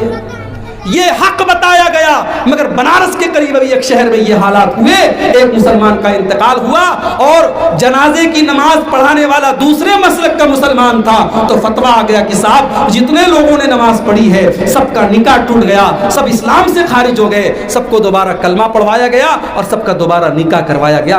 یہ حالات ہیں میرے پیارے ساتھی۔ یہ نفرت لے کر کے کہاں جائیں گے؟ جس قوم کے اندر بے ایمانی ہوگی، ناانصافی ہوگی اور قرآن و حدیث کو چھوڑ کر کے فیصلہ کیا جائے گا، اس قوم کو اللہ تعالیٰ آپس میں لڑا دے گا۔ یہ نبی نے پیشن گوئی کی تھی۔ اور ایک بات آپ کو اور بتاؤں، اللہ کے نبی نے اللہ تعالیٰ سے 3 دعائیں کی تھی۔ 3 دعا میں سے 2 دعا اللہ تعالیٰ نے قبول کر لی، 1 دعا اللہ نے قبول نہیں کی۔ لوگ کہتے ہیں کہ اللہ کے پیارے نبی مختار کل ہیں، ہر چیز کا پاور ہے آپ کے پاس، اللہ کے نبی مختار کل نہیں ہے۔ یہ جھوٹ ہے دنیا کا سب سے بڑا۔ اگر مختار کل کوئی ذات ہے تو اللہ کی ہے، اگر علی کل شیء قدیر کوئی ذات ہے تو اللہ کی ہے۔ اور میرا نبی اللہ کے فیصلے کے آگے مجبور ہے، میرے نبی بھی اللہ کے فیصلے کے آگے کچھ نہیں کر سکتے۔ اللہ کے نبی اللہ کے فیصلے کے آگے اتنے مجبور ہیں۔ اللہ نے اپنے نبی کو 4 بیٹیاں دی مگر بیٹا کوئی نہیں دیا۔ بیٹا آپ کو جو بھی پیدا ہوا بچپن میں ہی انتقال کر گیا۔ حضرت ماریہ کے پیٹ سے بیٹا پیدا ہوا، اللہ کے نبی نے بڑے پیار سے اس بچے کا نام ابراہیم رکھا اور لوگوں سے کہا کہ میں نے اپنے بچے کا نام اپنے باپ ابراہیم کے نام پہ رکھا ہے، بڑی خوشی تھی آپ کو مجھے بیٹا ہوا ہے۔ عرب کے دستور کے مطابق آپ نے بیٹے کو دیہات میں بھیجا، اس کو دودھ پلانے کے لیے اور دیہات کے ماحول میں اچھی پرورش کے لیے آپ نے دیہات میں بھیجا۔ ابھی وہ بچہ 1.5 سال کا ہے یا وہ 2 سال کا ہے، بچہ بیمار پڑ جاتا ہے، وہاں سے خبر آتی ہے اے اللہ کے نبی آپ کا بیٹا بہت بیمار ہے، آپ جلدی سے چلے آئیے۔ اللہ کے نبی اپنے صحابہ کو لے کر کے پہنچتے ہیں، آپ کا بچہ آپ کی گود میں دیا جاتا ہے۔ اپنے 1.5 سال کے بچے کو اللہ کے نبی اپنی گود میں لیتے ہیں۔ حدیث کے الفاظ ہیں وَنَفَسُهُ تَقَاقَهُ، بچہ آخری سانسیں لے رہا ہے، بچے کا دم ٹوٹ رہا ہے، بچے کی سانسیں اکھڑ رہی ہیں، بچہ آخری سانسیں لے رہا ہے۔ اللہ کے پیارے نبی کی آنکھوں سے آنسو بہنے لگتے ہیں اور آپ کہتے ہیں ان العین تدمع والقلب يحزن ولا نقول الا ما يرضى ربنا۔ اے میرے بچے ابراہیم، تیرے باپ کی آنکھوں سے آنسو بہ رہے ہیں، تیرے باپ کا دل غمگین ہے، تیرا باپ بہت صدمے میں ہے، تیرا باپ اپنی زبان سے کوئی ایسی بات نہیں نکالے گا جو اللہ کو ناراض کر دے۔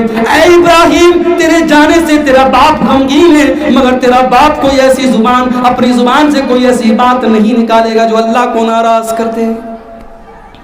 نبی کی آنکھوں کے سامنے نبی کے بیٹے کا انتقال ہو گیا، نبی مجبور ہیں، نبی کچھ نہیں کر سکتے۔ میرے پیارے ساتھیوں، جو لوگ یہ کہتے ہیں کہ نبی کے ہاتھ میں سب کچھ تھا، وہ اللہ کے نبی کا مقام بڑھا نہیں رہے ہیں، وہ اللہ کا مقام گھٹا رہے ہیں۔ اللہ کی شان ہے کہ وہ سب کچھ کر سکتا ہے، وہ ہر چیز پر قادر ہے، یہ شان کسی اور کی نہیں ہے۔ صحیح مسلم کی روایت ہے، اللہ کے نبی فرماتے ہیں میں نے اللہ سے 3 چیزوں کا سوال کیا، میں نے 3 دعائیں کی، اللہ نے 2 دعائیں قبول کر لی اور 1 دعا کو اللہ نے ریجیکٹ کر دیا۔ میں نے اللہ سے دعا کیا اللہ میری امت کے اوپر کبھی ایسا عذاب مت نازل کرنا کہ میری پوری امت ڈوب کر کے مر جائے، کوئی اتنا بڑا سیلاب کبھی نہ آئے، اتنا بڑا طوفان کبھی نہ آئے کہ میری پوری امت ڈوب کے مر جائے۔ اللہ نے دعا قبول کر دی۔ دوسری دعا میں نے کی وَأَلَّا يُهْلِكَهَا بِالسَّنَةِ، اے اللہ میری امت کے اوپر کبھی ایسی قحط سالی نازل نہ کرنا، کبھی ایسا سوکھا نہ نازل کرنا کہ اس سوکھے کے اندر میری پوری امت ختم ہو جائے۔ اللہ نے یہ دعا بھی قبول کر لی۔ تیسری دعا میں نے یہ کی اے اللہ وَأَلَّا يَجْعَلَ بَعْثَهَا، میری امت کو تو آپس میں اختلاف نہ کرنے دینا، میری امت ہمیشہ ایک بن کر کے رہے، اس میں کبھی فرقے نہ پیدا ہوں، کبھی ٹکڑے پیدا نہ ہوں۔ اللہ نے اپنے نبی کی اس دعا کو قبول نہیں کیا۔ آج امت بٹ رہی ہے، اور بٹ کیوں رہی ہے؟ وجہ بتا دی اللہ کے نبی نے کہ امت کے جو عالم ہیں، جو ائمہ ہیں، جو لیڈر ہیں، وہ صحیح فیصلہ نہیں کریں گے، وہ اپنی منمانی فیصلے کریں گے۔ اور سن لو، اگر آپ کو اپنے گاؤں کا پنچ بنایا گیا ہے اور لوگ آپ کے پاس آ کر کے اپنے معاملات کے فیصلے کراتے ہیں تو یہ بہت بڑی ذمہ داری آپ کے کندھوں پر ہے. آپ اس ذمہ داری کا صحیح استعمال کیجئے، کبھی کسی کے ساتھ ناانصافی نہیں کیجیے. اللہ کے نبی کے دور میں ایک عورت چوری کرتی ہے. عورت بہت بڑے خاندان کی، بنو مخزوم کی عورت ہے. اس کے خاندان کے لوگ نہیں چاہتے کہ ہمارے خاندان کی ناک کٹے اور ہمارے خاندان کی عورت کا ہاتھ کاٹا جائے چوری کی سزا میں. لیکن ہمت نہیں پڑ رہی ہے کہ اللہ کے نبی سے ہم کیسے اپنی بات رکھیں. وہ جانتے تھے کہ اللہ کے نبی کے بڑے لاڈلے اور بڑے پیارے اور بڑے محبوب حضرت اسامہ بن زید تھے. حضرت زید کے بیٹے تھے جو اللہ کے نبی کے بڑے لاڈلے تھے. لوگ حضرت اسامہ کے پاس آتے ہیں، اسامہ آپ اللہ کے نبی کے بڑے چہتے ہیں، بڑے لاڈلے ہیں، بڑی محبت کرتے ہیں اللہ کے نبی آپ سے. اے اسامہ، ہمارے خاندان کی ناک کٹ جائے گی، آپ تھوڑا سا اللہ کے نبی سے سفارش کر دیجئے، کچھ پیسہ دے دیا جائے، جرمانہ لگا دیا جائے، پینالٹی لگا دی جائے، تاوان دے دیا جائے، مگر ہمارے خاندان کی عورت کا ہاتھ نہ کاٹا جائے. بخاری کے الفاظ ہیں، حضرت اسامہ اللہ کے نبی کے پاس آتے ہیں. اے اللہ کے نبی، اس عورت کا ہاتھ کاٹا جائے گا تو اس کے خاندان کی بڑی بدنامی ہوگی، کوئی اور راستہ نکال دیجیے. اللہ کے نبی کا چہرہ غصے سے لال ہو جاتا ہے اور آپ بڑے غصے میں فرماتے ہیں، اتشفع فی حد من حدود اللہ. اے اسامہ، کیا تم اللہ کے قانون کو توڑنے کی بات کر رہے ہو؟ اے اسامہ، کیا تم یہ چاہتے ہو کہ میں تمہارے کہنے سے اللہ کا قانون توڑ دوں؟ اس کے بعد آپ مسجد میں آتے ہیں، لوگوں کو اکٹھا کرتے ہیں اور آپ کہتے ہیں، او لوگوں کان کھول کر کے سن لو، تم سے پہلے کے لوگ اسی وجہ سے ہلاک کر دیے گئے، اسی وجہ سے برباد کر دیے گئے کہ جب کوئی بڑا آدمی کوئی گناہ کرتا تھا اس کو چھوڑ دیتے تھے، اور کوئی غریب آدمی، کوئی چھوٹا آدمی وہی گناہ کرتا تھا تو سزا دیتے تھے. اے لوگوں کان کھول کر کے سن لو، یہ عورت بہت بڑے خاندان کی عورت ہے، جس نے چوری کی ہے یہ تو بہت بڑے خاندان کی عورت ہے. واللہ لو ان فاطمہ بنت محمد سرقت لقطعت یدها، یہ تو بہت بڑے خاندان کی عورت فاطمہ ہے، اگر میری بیٹی فاطمہ بھی چوری کرتی تو میں اس کے بھی ہاتھ کاٹ دیتا. نا انصافی اللہ کو برداشت نہیں. بیٹا نافرمان ہو گیا، باپ نے لکھ دیا کہ میری جائیداد میں، میری پراپرٹی میں بیٹے کا کوئی حق نہیں ہے. پنچایت نے بھی فیصلہ کر دیا کہ لڑکا بہت نافرمان ہے، باپ کی پراپرٹی میں کوئی حصہ نہیں. باپ کی پراپرٹی میں بیٹے کا حق ہے اور یہ حق اللہ نے دیا ہے. بیٹا جتنا بھی نافرمان ہو، باپ کو اس بات کا ادھیکار نہیں ہے کہ وہ اپنے بیٹے کو اپنی جائیداد سے عاق کر دے اور محروم کر دے. اگر کسی نے یہ ناانصافی کی ہے تو اللہ سے سچی توبہ کرے. نبی کے دور میں ایسا کیس بھی آیا تھا. ایک صحابی اللہ کے نبی کے پاس آئے، حضرت بشیر رضی اللہ تعالیٰ. اے اللہ کے نبی، میں اپنے ایک بیٹے نعمان کو اپنا ایک باغ دینا چاہتا ہوں اور میری بیوی نے یہ ریکویسٹ کی ہے کہ میں اس پر آپ کو گواہ بنا دوں. اللہ کے نبی نے پوچھا، کیا اور بھی بچے ہیں تمہارے؟ کہا یا رسول اللہ اور بھی بچے ہیں. آپ نے پوچھا، کیا تم نے سب کو باغ دیا ہے؟ نہیں ہے اللہ کے نبی، میں نے سب کو نہیں دیا ہے. کہا جب سب کو نہیں دیا ہے تو ایک بیٹے کو تم دے رہے ہو اور چاہتے ہو کہ میں گواہی دوں؟ واللہ لا اشہد علی جور، اللہ کی قسم یہ ظلم ہے اور ظلم کے اوپر محمد رسول اللہ گواہی نہیں دے سکتے. انیائے اور ظلم اللہ کو پسند نہیں ہے میرے بھائی. اگر باپ بیٹے پر ظلم کرتا ہے تو یہ بھی نہیں چلے گا، بیٹا باپ پر ظلم کرتا ہے تو یہ بھی نہیں چلے گا. ترکی کے اندر جو یہ زلزلہ آیا، اس زلزلے نے بہت سارے سبق میرے بھائیوں ہمیں اور آپ کو دیے ہیں، اور سب سے بڑا سبق یہ دیا ہے کہ ہم اور آپ یہ نہ سوچے کہ آج ہمارے اندر طاقت ہے تو ہمیشہ رہے گی. آج ہرن پور میں ہمارا مکان سب سے شاندار ہے تو ہمیشہ رہے گا. آج ہمارا کاروبار کروڑوں میں ہے تو ہمیشہ رہے گا. دنیا نے دیکھا کہ اسی ترکی اور سیریا کے اندر بڑی بڑی بلڈنگیں آج زمین پر ملبے میں تبدیل ہو گئی. کروڑوں کی جائیداد آج زمین پر مٹی کا ڈھیر بن گئی. اور کل جنہیں اپنی طاقت اور جوانی پہ ناز تھا، آج بیچارے ہاسپٹل میں دم توڑ دیے یا توڑ رہے ہیں. یہ زلزلے ہمیں اور آپ کو سبق دے رہے ہیں میرے بھائی. اگر یہ معمولی سا زلزلہ ایک ملک کو تباہ کر سکتا ہے تو قیامت کے دن کے زلزلے کا کیا عالم ہوگا. اذا زلزلت الارض زلزالہا، جب پوری زمین کو اللہ تعالی ہلا ڈالے گا. وَأَخْرَجَتِ الْأَرْضُ أَثْقَالَهَا، جب زمین اپنے سارے بوجھ نکال دے گی. وَقَالَ الْإِنسَانُ مَا لَهَا، انسان یہ کہے گا اس زمین کو کیا ہو گیا ہے.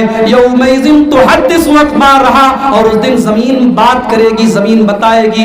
ہرن پور کی سرزمین بولے گی، کمل گھاٹی کی سرزمین بولے گی، یہاں پہ جلسہ ہوا تھا، تقریر ہوئی تھی، جس سرزمین پر اچھا کام ہوا تھا وہ زمین بولے گی، جس زمین پر برا کام ہوا تھا وہ زمین بولے گی. زمین گواہی دے. جب ایک معمولی سا زلزلہ اتنی تباہی لا سکتا ہے تو قیامت کے دن کا زلزلہ کیسا آئے گا؟ وہ زلزلہ تو ایسا ہوگا. اللہ فرماتا ہے یا ایھا الناس اتقوا ربکم ان زلزلۃ الساعۃ شیء عظیم، اے لوگوں قیامت کے دن کا زلزلہ بڑا خطرناک ہوگا. یوم ترونھا تذہل کل مرضیۃ عما ارضعت، اس دن دودھ پلانے والی ماں کو اپنے بچے کا ہوش نہیں ہوگا.